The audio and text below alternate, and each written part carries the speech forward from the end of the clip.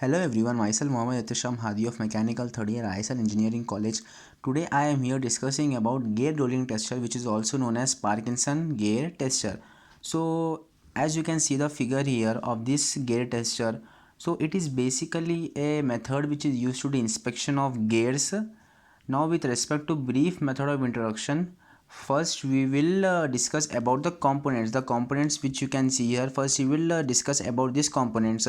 So this gear is called as the master gear, and beside to it this gear is called as the gear to be tested, and the master gear is connected to a fixed spindle which is fixed to the table, and the gear to be tested is fixed to the floating spindle which is connected to the dial indicator. As we know, the dial indicator is used for measuring many things. So after this, the floating spindle and the fixed spindle is connected by means of a spring. As you can see there, there is a spring which connects both of them.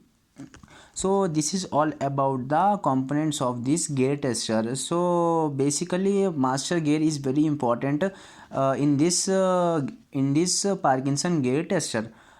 So let me explain you about the principle of this gear tester in a very simple way. So the principle of Parkinson gear tester is the gear to be tested is rolled in mesh with the master gear, and the error will be indicated in the dial indicator. Let me explain you again. The gear to be tested is rolled in mesh with the master gear, and the error will be indicated by the dial indicator. So this is known as the principle of the Parkinson gear tester. So after the principle, let me explain how this actually works, how this Parkinson gear tester actually works. So as I already said you that master gear is very important in this gear tester. So when the master gear slowly rotates, the gear to be tested also rotates. So because of the meshing, the gear to be tested is rotate.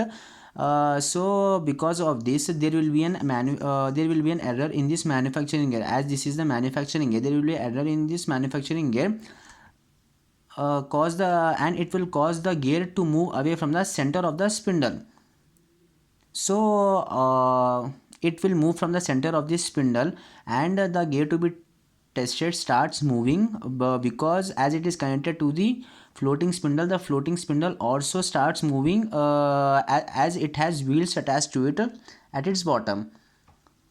So after this, because of the displacement of this floating body, the dial gauge also gives displacement.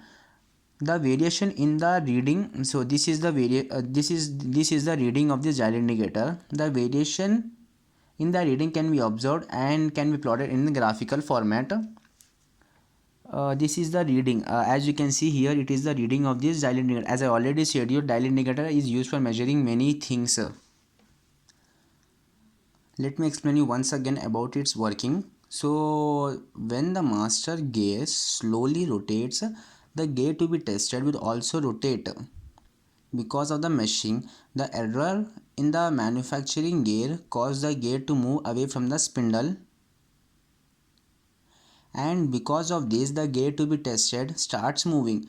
As it is connected to the floating spindle, the floating spindle also moves towards the gear to be tested. So there will be because of this the displacement of the floating body. Because of the displacement of the floating body, the dial gauge also gives a displacement. As you can see the reading here in the dial indicator, the variation in the reading can be observed and can be plotted in graphical format.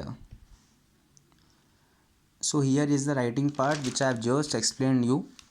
So after the working, it can be decided whether the gear is satisfactory or not based on this profile of gears. There are three profile of gears. First one is gear unsatisfactory, second one is gear moderate, and third one is gear fully satisfied.